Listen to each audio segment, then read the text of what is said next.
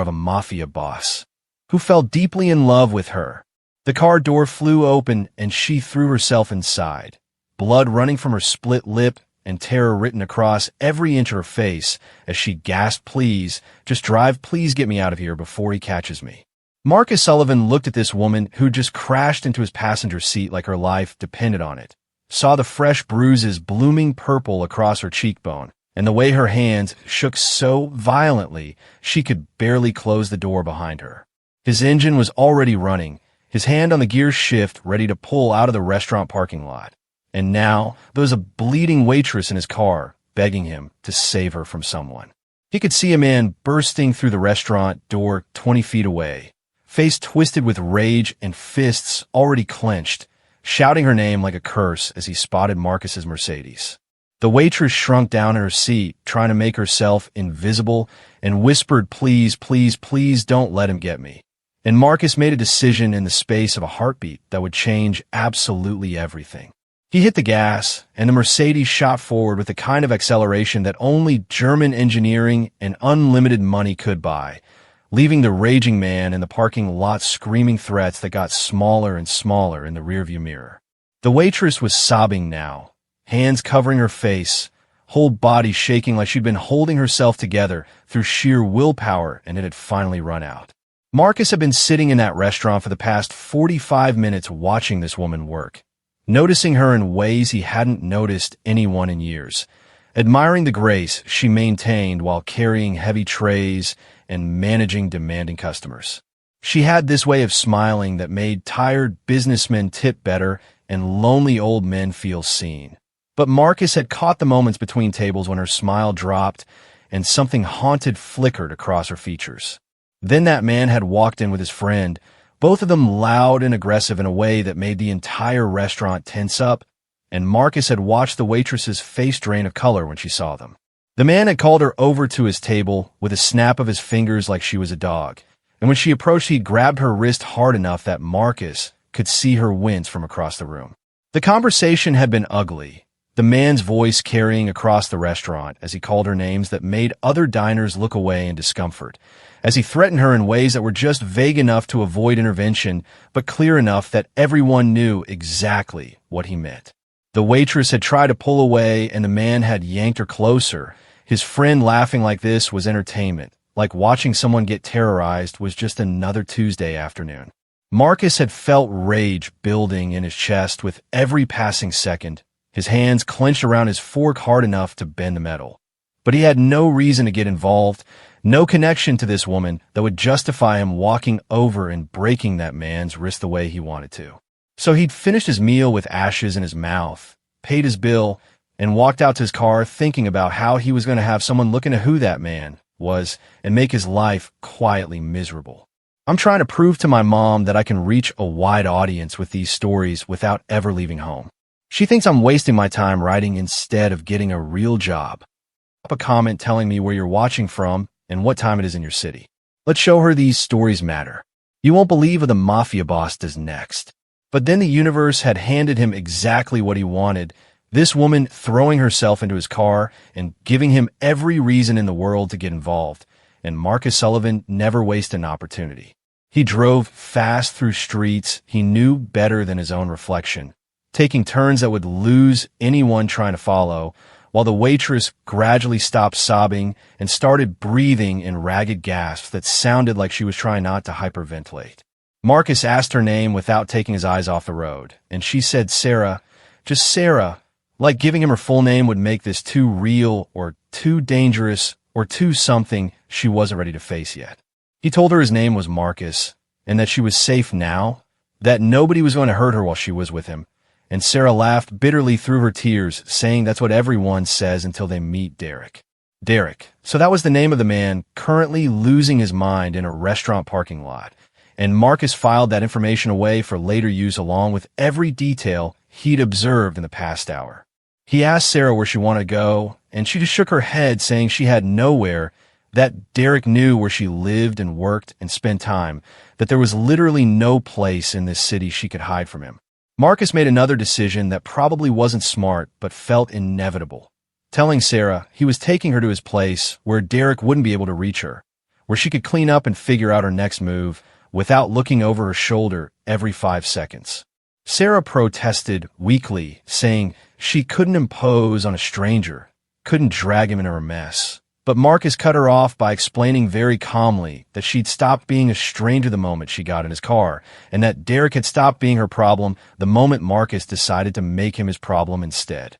There was something in Marcus's voice when he said that last part, something cold and absolute that made Sarah finally look at him properly instead of just seeing him as an escape route.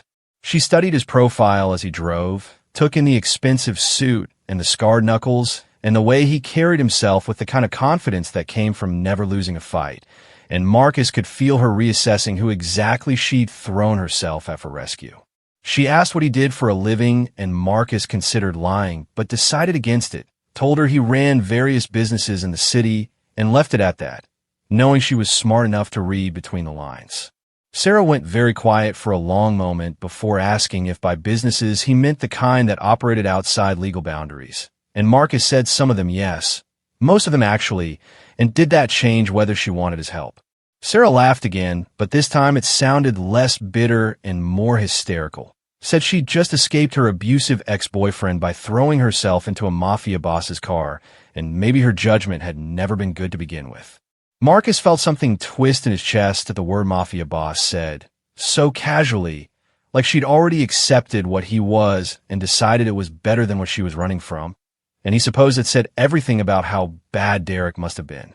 They pulled up to Marcus's building, and Sarah stared at the luxury high-rise with something like despair on her face, realizing just how far out of her depth she was getting. Marcus came around and opened her door like a gentleman, which seemed absurd given the circumstances, but his mother had raised him with manners even if she hadn't managed to raise him legal, and Sarah took his offered hand because what choice did she have really? The doorman greeted Marcus by name, without even glancing at Sarah's disheveled appearance and split lip, which told Sarah everything she needed to know about the kind of building this was and the kind of residence it catered to. Marcus's apartment was on the top floor naturally, 30 stories above the streets where normal people lived and worked and got terrorized by men like Derek. And when he unlocked the door, Sarah stepped into a space that probably cost more than she'd earned in her entire lifetime. She stood in the entryway dripping blood onto his expensive hardwood floors and asked why he was helping her, what he wanted in return, because nobody did anything for free, especially not men with scarred knuckles and penthouse apartments. Marcus looked at this broken, bleeding woman who'd been conditioned to expect that kindness always came with a price, and he felt rage ignite in his chest all over again, directed at every man who'd ever taught her that lesson. He told her he wanted nothing except to see Derek's face when he realized Sarah wasn't coming back, that she'd found someone who scared him more than he'd ever scared her. And the way Sarah's eyes widened told Marcus she was starting to understand that this wasn't just about offering sanctuary. This was about Marcus declaring war on her behalf, about him making Derek a problem that would be solved permanently, and Sarah should have been terrified of that, but instead she just looked relieved. Marcus showed her to the guest bathroom and gave her clean clothes and told her to take her time, that they'd talk about Derek and what came next after she'd cleaned up and stopped shaking. Sarah disappeared into the bathroom, and Marcus heard the shower start. Heard her start crying again now that she was alone, and he pulled out his phone to make the calls that would end Derek's comfortable existence by morning. His second-in-command answered on the first ring, and Marcus gave him Derek's name and description and instructions to find out everything, where he lived and worked and spent money, who he knew and who he owed, and what leverage existed to destroy him. Marcus wanted a complete dossier by midnight and wanted surveillance on Derek starting immediately, wanted to know if Derek tried to find Sarah or hurt anyone else while working through his rage. The shower turned off, and Marcus heard Sarah moving around in the bathroom, probably staring at herself in the mirror, trying to recognize the woman looking back at her. He'd seen that look before on people who'd survived things that should have killed them, that disconnect between who they used to be and who trauma had turned them into, and he wondered how long Derek had been breaking Sarah down piece by piece. She emerged 20 minutes later wearing Marcus's shirt that hung to her knees and with her hair wet and tangled, looking younger and more vulnerable than she had in the restaurant. The bruises stood out starkly against her clean skin, purple and yellow and green evidence of sustained abuse. And Marcus cataloged every mark while planning exactly what he'd do to Derek in return. Sarah sat on his couch, and Marcus brought her water and painkillers and waited for her to be ready to talk. She started slowly, telling him about meeting Derek 2 years ago when he'd seemed charming and attentive, about how the control had started small with criticism and isolation before escalating into screaming and shoving and eventually hitting.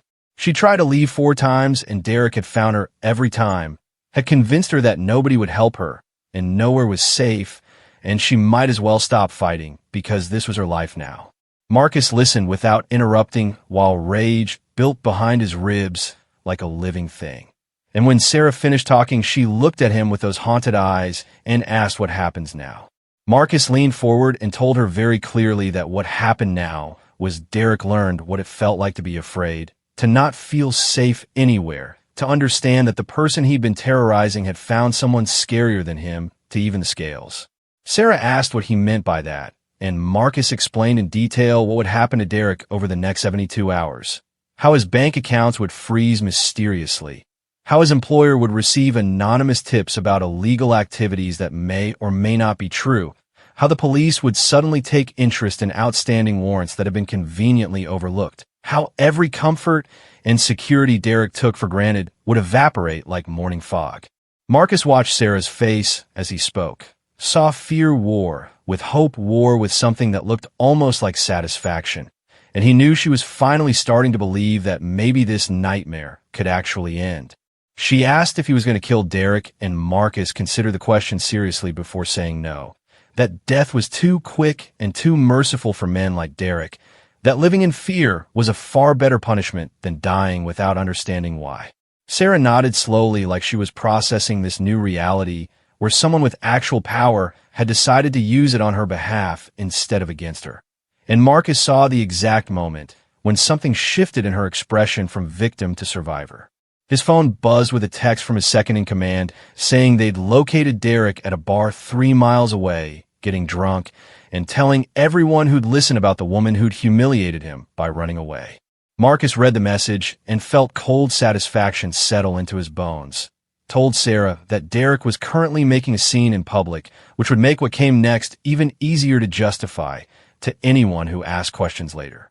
Sarah wanted to know what came next, and Marcus told her that right now, what came next was her getting some sleep in a bed where nobody would hurt her, that tomorrow they'd figure out long-term solutions, but tonight she just needed to rest. She looked at him like he'd offered her something impossible, like the concept of sleeping without fear was so foreign she couldn't quite grasp it, and Marcus realized just how thoroughly Derek had destroyed her sense of safety.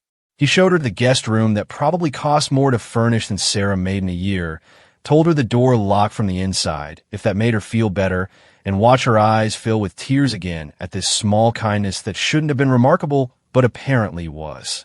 Sarah thanked him in a voice that cracked halfway through, and Marcus left her alone, closing the door gently and hearing the lock click immediately after.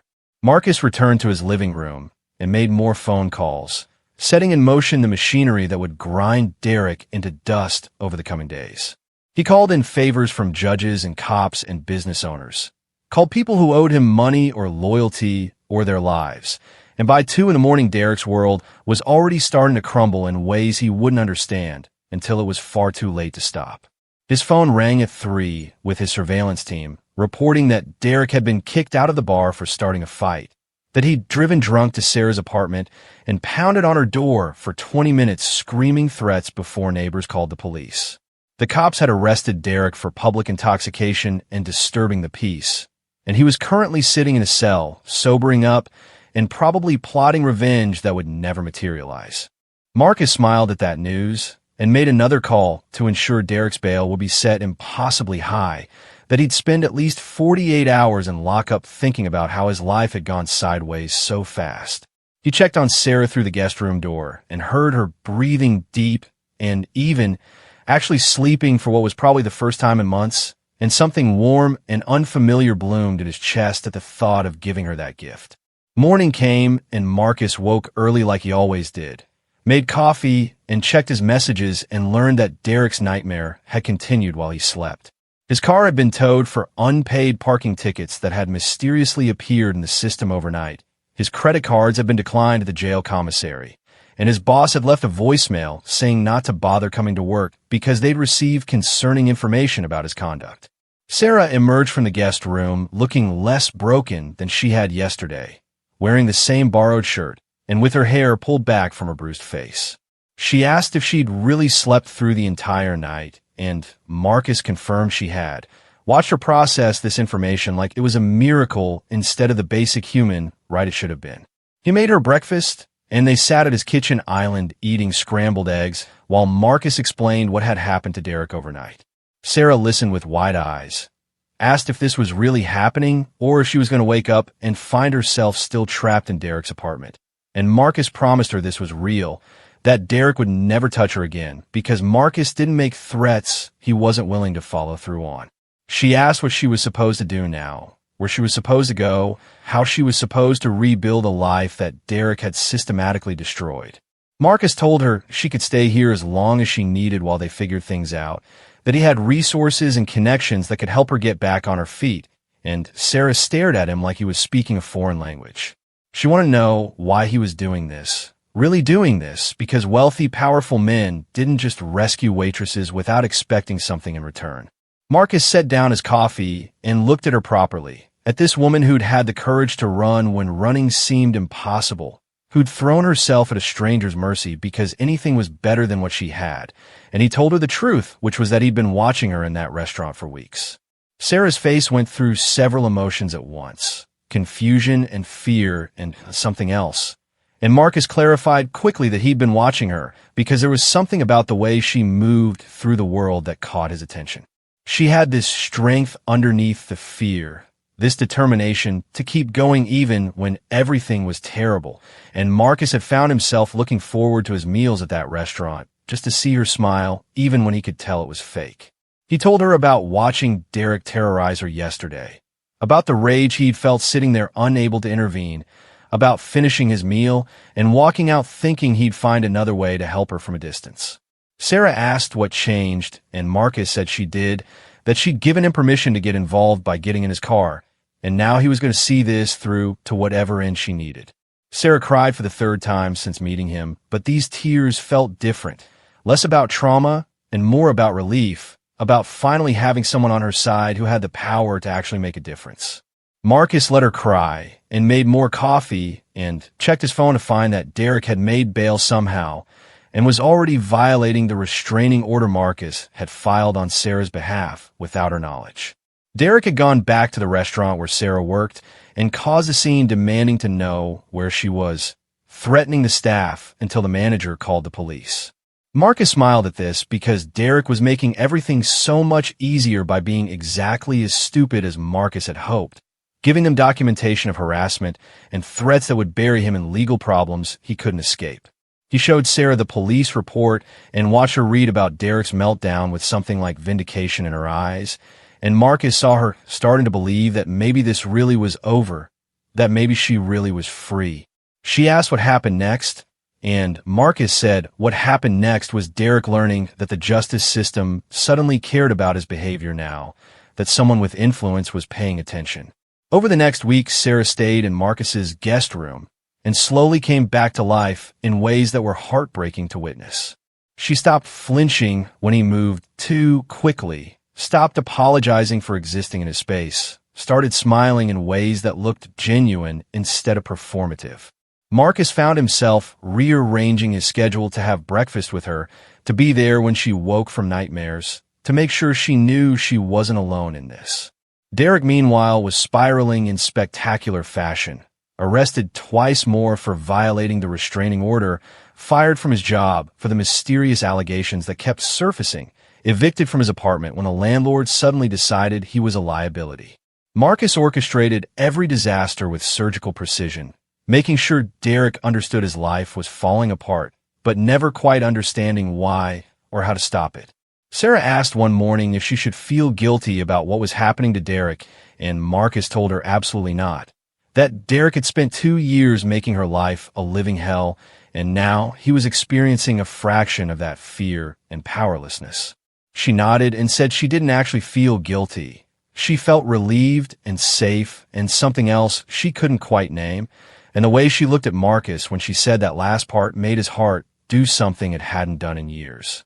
He'd been carefully not thinking about how Sarah looked in his shirts or how her laugh sounded when she wasn't performing for customers or how good it felt to come home knowing she'd be there. Marcus had built his life around control and power and keeping people at a distance where they couldn't hurt him. But Sarah was somehow slipping past every defense he'd constructed, and he wasn't sure he wanted to stop her. 2 weeks after Sarah crashed into his car, Marcus's team reported that Derek had left the city, driven to another state in the middle of the night like he was running from something he couldn't see but could definitely feel. The surveillance showed him looking over his shoulder constantly, jumping at shadows, living with the kind of fear he'd inflicted on Sarah for 2 years, and Marcus felt satisfaction that bordered on joy knowing Derek would probably never feel safe again.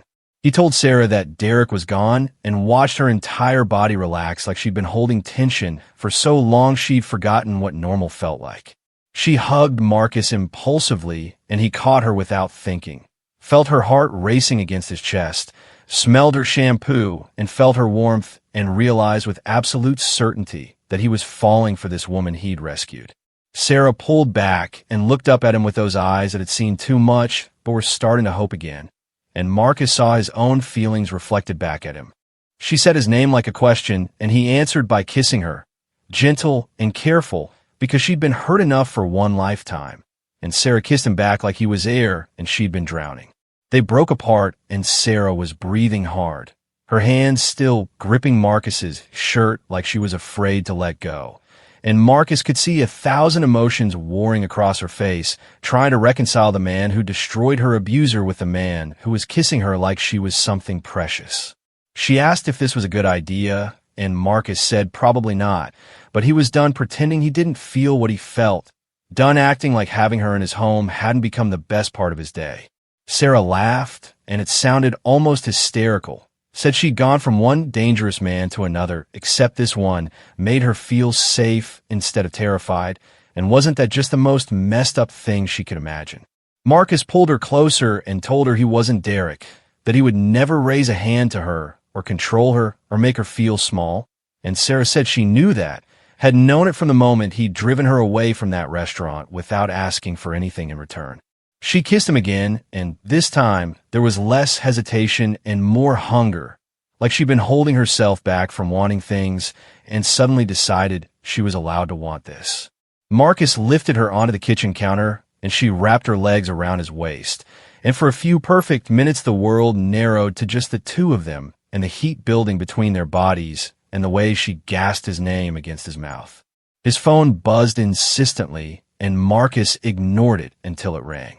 And Sarah pulled back, laughing breathlessly, while he answered with barely controlled irritation.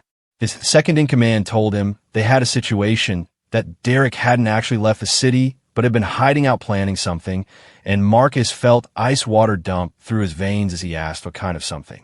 Surveillance had picked up Derek meeting with 3 men who had histories of violence for hire, the kind of bottom feeders who do anything for cash and didn't ask questions about legality or morality. Derek had been showing them Sarah's picture and Marcus's address, had apparently scraped together enough money to hire muscle, because he was too much of a coward to handle this himself. Marcus looked at Sarah still sitting on his counter with kiss-swollen lips and messed up hair and felt rage ignite in his chest so intense it was hard to breathe. He tried to be measured about this, tried to destroy Derek systematically without resorting to violence. But Derek had just declared war in the most direct way possible, and Marcus was done playing nice. Sarah saw something change in his expression and asked what was wrong, and Marcus told her honestly that Derek had hired people to come after both of them, that the situation had escalated from harassment to legitimate danger. He watched her face go pale and that old fear creep back in her eyes, and Marcus made a decision that he knew she wouldn't like, but that was necessary. He called his head of security and gave orders that would turn his building into a fortress, armed guards on every entrance, security monitoring every camera, protocols in place that meant nobody got within 100 feet of Sarah without Marcus knowing about it. Sarah listened to him bark commands, and realized for the first time exactly how dangerous Marcus actually was, not just rich and well-connected, but powerful in ways that made grown men jump to obey. Marcus hung up and pulled Sarah off the counter, told her she needed to stay inside until this was handled, that he had people who would keep her safe while he went to have a conversation with Derek that was long overdue. Sarah grabbed his arm and said absolutely not, that she wasn't going to hide while he went to confront her psychotic ex who'd just hired killers. And Marcus felt something warm bloom in his chest at her, trying to protect him when he'd spent weeks protecting her. He explained very gently that this was what he did, that he'd been handling dangerous men since before she was probably born, and that Derek and his hired thugs were amateurs compared to the real threats Marcus dealt with regularly. Sarah said she didn't care about his experience or his reputation, that she'd already dragged him into her mess and wasn't going to let him get hurt because of her, and Marcus kissed her again, because how could he not when she was being so irrationally brave? He promised he'd be careful and that this would be over by tonight, and Sarah made him swear to come back to her before finally agreeing to stay in the apartment with his security team. Marcus armed himself properly this time. Not just the pistol he usually carried, but additional weapons and body armor, because Derek had made this personal, and stupid people with guns were more dangerous than smart people with knives. His team had tracked Derek to a warehouse in the industrial district, the kind of abandoned building where bad things happened and nobody asked questions. Marcus drove there with 4 of his best men, all of them armed and experienced and loyal in ways that money couldn't buy, and he felt that cold calm settle over him that always came before violence. They approached the warehouse systematically, covering angles and clearing rooms, until they found Derek and his 3 hired thugs in the main space arguing over payment. Derek wanted them to move tonight, and the thugs wanted more money up front, and nobody noticed Marcus's team surrounding them until it was far too late to matter. Marcus stepped into the light and watched Derek's face cycle through recognition to fear to defiance, and the 3 thugs reached for weapons that Marcus's men already had trained on them. He told everyone very calmly to put their guns on the ground and step away, and Derek's hired muscle took one look at the professional killers surrounding them and decided this job wasn't worth dying for. Derek screamed at them not to abandon him, but the 3 men were already backing toward the exit with their hands up, and then it was just Derek standing alone in a warehouse facing the man who'd systematically destroyed his life. Marcus asked his team to give them privacy, and they melted back into the shadows, still close enough to intervene, but far enough that Derek might actually believe he had a chance. Derek started ranting about how Sarah was his, that Marcus had no right to take what belonged to him, that he was going to make both of them pay for humiliating him. Marcus listened to this pathetic display and felt nothing but contempt for this small man who thought ownership and abuse were the same as love, who couldn't conceive that Sarah had left because she'd found someone who treated her like a human being. He asked Derek if he understood why his life had fallen apart so spectacularly, and Derek said of course he understood, that Marcus had used money and connections to destroy him out of jealousy. Marcus laughed and said no. Derek's life fell apart because he'd terrorized someone who got lucky enough to escape into the car of someone more dangerous than him. And now Derek was learning what real fear felt like.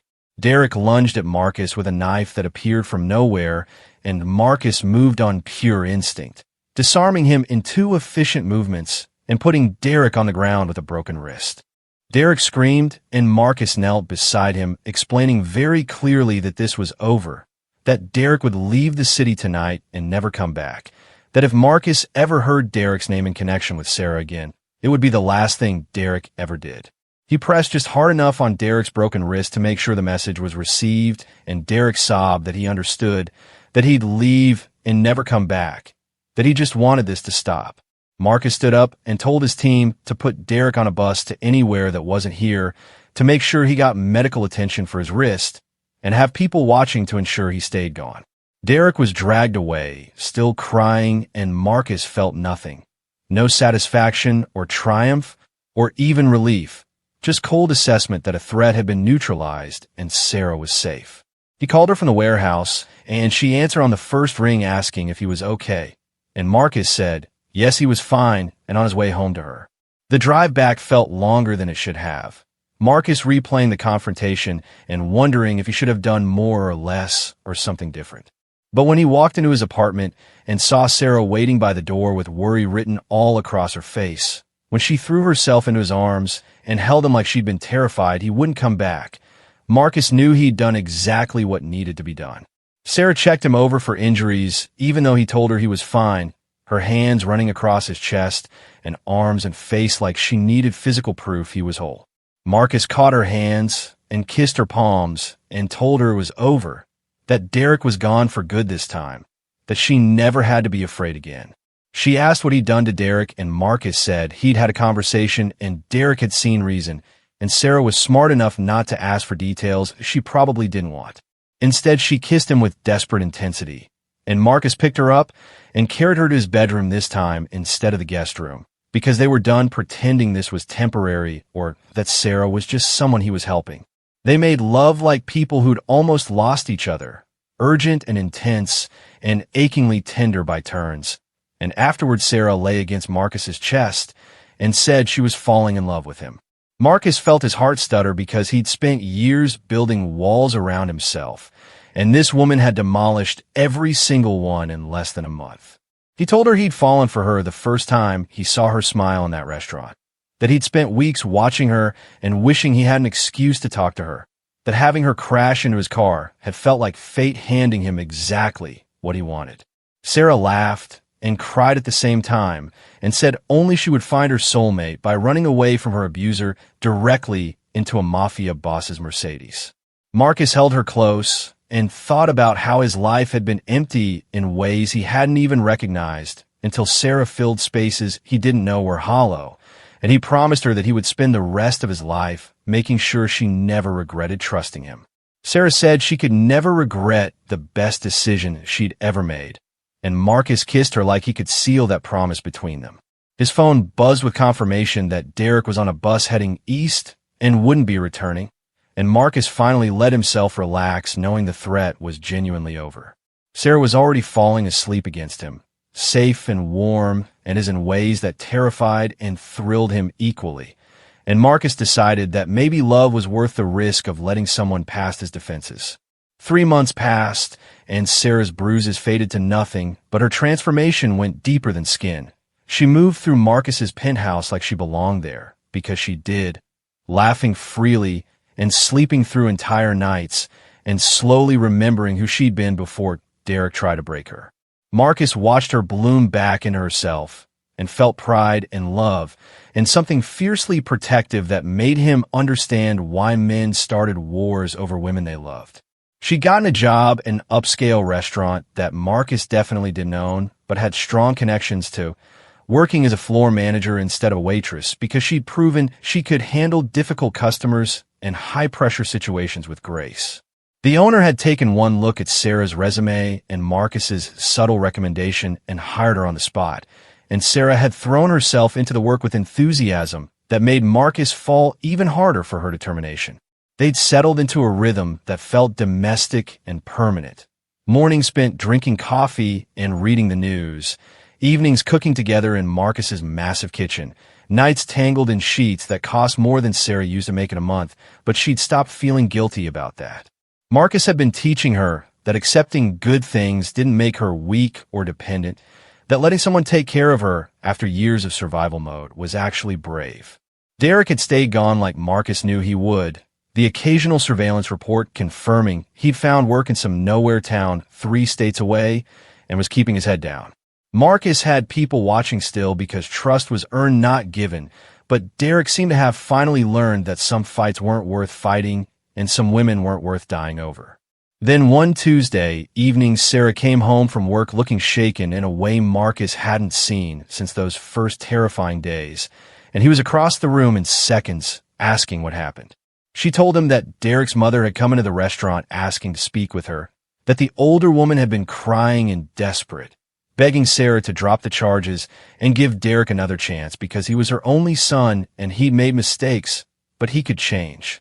Marcus felt rage ignite, but Sarah grabbed his hand and said she'd handled it, that she'd told Derek's mother very calmly that her son had broken Sarah's ribs and given her concussions and terrorized her for 2 years while his mother did nothing. She'd said that Derek's chance to change had been every single time he chose to hit her instead, and that she hoped his mother would find peace, but Sarah had finally found hers and wouldn't sacrifice it for Derek's redemption arc. Marcus pulled her close and asked if she was okay, and Sarah said yes. That actually it had felt good to say those things out loud to someone who'd enabled Derek's behavior by making excuses for him. She said she was done being the victim in her own story, done letting Derek and his family make her feel guilty for surviving. And Marcus had never been more attracted to anyone in his entire life than he was to Sarah in that moment of absolute strength. He asked if Derek's mother had caused a scene, and Sarah laughed, saying the woman had cried harder and left defeated. And the restaurant owner had come over afterward to make sure Sarah was all right and to ban Derek's entire family from the premises. Marcus made a mental note to send the owner a very generous gift basket because protecting Sarah was apparently a team effort now. That night Marcus couldn't sleep, kept thinking about Derek's mother showing up and what that meant, whether Derek knew about it or if this was his mother's desperate attempt to fix her broken son. He slipped out of bed, careful not to wake Sarah, and called his security team, told them to increase surveillance on Derek and his family because this felt like the beginning of something rather than the end. His instincts proved correct 3 days later when Derek was spotted at a bus station buying a ticket back to the city. And Marcus's team reported that Derek looked worse than when he'd left, thinner and more desperate with that manic energy that came from obsession unchecked by reason. Marcus made the call to intercept Derek before he got anywhere near Sarah, had his people pick him up from the bus station and bring him to a location where they could have a final conversation. Derek arrived at the warehouse bound and terrified, and Marcus dismissed his security team because this needed to be settled between just the two of them once and for all. He cut Derek's restraints and stepped back, told him very calmly that he got one chance to explain why he'd come back after being warned what would happen if he returned. Derek started ranting about how he loved Sarah, that she was his soulmate, that Marcus had stolen her and ruined his life, and he just wanted her back so they could fix things. Marcus listened to this delusional garbage and understood with absolute clarity that Derek would never stop, would never accept that Sarah had chosen freedom over him, would keep coming back until someone made him stop permanently. He asked Derek if he understood that Sarah didn't want to be fixed, didn't want to be with him, that the relationship was over and had been toxic and abusive from start. Derek said Marcus had poisoned her against him, that Sarah loved him really, that she just needed to remember how good things had been in the beginning. Marcus felt something cold and final settle in his chest as he realized Derek wasn't capable of change or growth or even basic reality, that this man would haunt Sarah forever unless Marcus did what he'd been avoiding doing since the moment Sarah crashed into his car. He told Derek that he'd tried to be merciful, had tried to solve this problem without violence, but Derek had forced his hand by coming back. Derek's face went white as he finally understood what Marcus was saying, and he started begging and promising and swearing he'd leave for good this time. Marcus said he'd heard those promises before, and they meant nothing from a man who'd broken every promise he'd ever made to Sarah, and Derek collapsed to his knees crying that he'd made mistakes, but he didn't deserve to die. Marcus looked at this pathetic broken man and thought about Sarah's bruises and her nightmares and the 2 years of her life that Derek had stolen, and he felt no mercy at all. He told Derek that he was right, that Derek didn't deserve to die, that death was too easy for men who terrorized women they claimed to love, and Derek looked up with desperate hope. Instead, Marcus explained what was going to happen, how Derek would sign legal documents transferring any claim he had on Sarah, how he'd submit to a psychiatric evaluation that would result in mandatory treatment, how he'd wear a monitoring device that would alert authorities if he ever came within 500 miles of the city. Derek protested that this was illegal, and Marcus laughed, saying that legality was negotiable when you had the right connections, and Derek could either accept these terms or Marcus would let his team convince him. 2 of Marcus's men appeared from the shadows, and Derek agreed, frantically, to everything, signed every document put in front of him without reading, submitted to the ankle monitor like a convict accepting parole. Marcus watched it all with cold satisfaction, knowing that Derek's life would now be permanently monitored and controlled the way Derek had tried to control Sarah, that he'd live in a cage even if the bars weren't visible. They released Derek at a psychiatric facility 6 states away, where he'd undergo treatment whether he wanted it or not. And Marcus received confirmation that Derek had been admitted and placed under observation that would last months, if not years. The threat was finally neutralized in a way that didn't require violence, but ensured Derek would never be free to hurt anyone again. Marcus drove home as the sun was rising and found Sarah in the kitchen making coffee. And when she saw his face, she knew without asking that something had changed. He told her everything about Derek coming back and the conversation in the warehouse and the final solution they'd implemented, and Sarah listened with tears streaming down her face. She asked if this made her a bad person for feeling relief that Derek was locked away, and Marcus pulled her into his arms and told her it made her human. That relief was the natural response to finally being safe from someone who tried to destroy her. Sarah sobbed against his chest and said she'd been so afraid that Derek would never stop coming after her, that she'd never really be free, and Marcus promised her that fear was over now.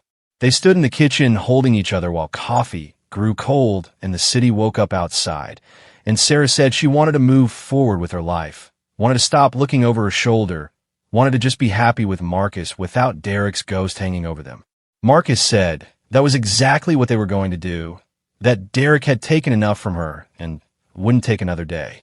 6 months later, Marcus and Sarah were married in a small ceremony with only their closest people present, and Sarah wore a dress that cost a fortune and smiled like the sun had come out after years of storms.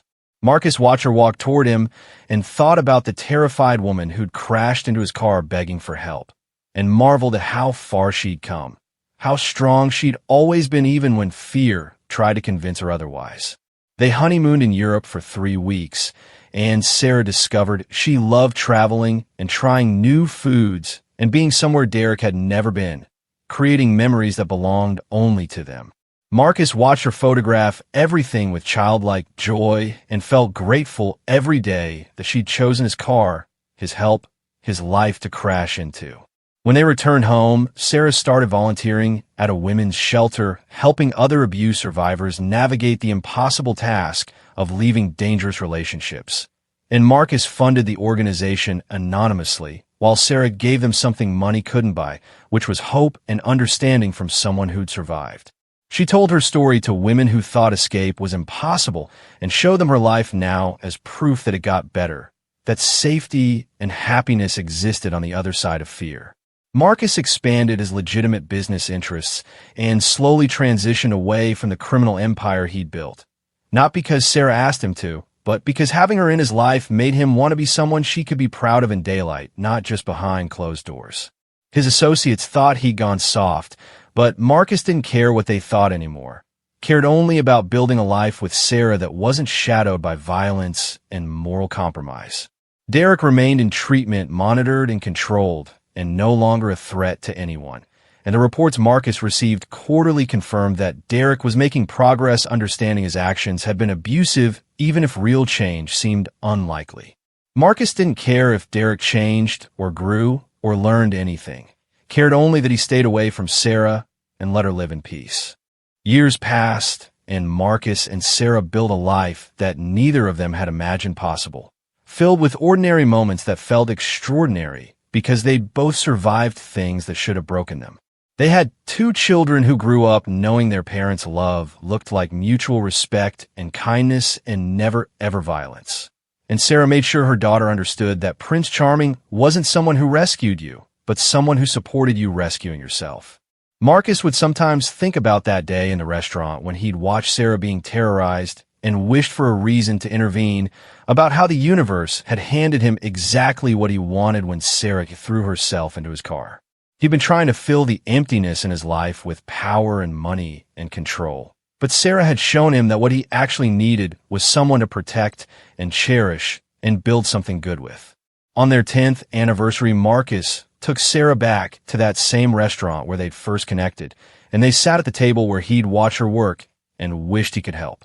The restaurant had changed ownership and been renovated, but the booth was the same, and Sarah squeezed his hand and said she still couldn't believe that running away from Derek had led her straight to the love of her life. Marcus said he'd been waiting for her without knowing it, that every choice he'd made and every wrong turn he'd taken had been leading him to that parking lot on that specific day when a terrified waitress would need exactly what he could provide. Sarah laughed and said they were either the luckiest people alive or fate had a twisted sense of humor. And Marcus said maybe both could be true. They ordered dessert and talked about their children and their plans and all the ordinary beautiful things that made up a life worth living. And Marcus thought about how violence and power and fear had defined him for so long until Sarah had crashed in his world and shown him that protection could be about building up instead of tearing down. He'd spent decades being dangerous, and now he got to spend the rest of his life being dangerous only to people who threatened what he loved. Sarah caught him staring and asked what he was thinking. And Marcus told her he was thinking about how getting involved in her mess had been the best decision he'd ever made. She said his mess now too, that they'd built this life together from the wreckage of their separate painful pasts, and that made it worth every scar and nightmare they'd both carried. The waitress brought their check, and Sarah left an enormous tip because she remembered what it was like to survive on wages that barely covered rent, remembered working herself exhausted for customers who barely saw her as human. Marcus watched her and fell in love all over again with this woman who'd been beaten down, but never broken, who'd had the courage to run when running seemed impossible. They drove home through streets that used to feel dangerous, but now just felt like the city where they'd built their life. And Sarah rested her hand on Marcus's thigh while humming along to the radio. Marcus thought about Derek locked away in his monitored existence and felt no guilt. Thought about all the women Sarah had helped escape their own abusers and felt pride. Thought about his children sleeping safely at home and felt peace. Sometimes the best revenge was living well, was building something beautiful from the ashes of trauma, was proving that abusers didn't get to win just because they were cruel. Sarah had survived Derek and found Marcus and created a life worth fighting for. And that was worth more than any violence Marcus could have inflicted in her name. Sarah escaped her abusive ex and found not just safety, but love with someone who showed her that power could be used to protect instead of control. Sometimes the universe puts exactly the right person in your path exactly when you need them, and having the courage to reach for help can change everything. The strongest thing any of us can do is survive and then choose to thrive despite everything that try to break us.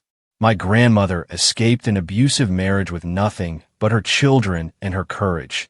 And she made me promise to tell stories that show women they can survive and build beautiful lives after trauma. Share it with someone who needs to hear that escape is possible. Comment below if you've ever witnessed someone find the courage to leave. Next week's story will remind you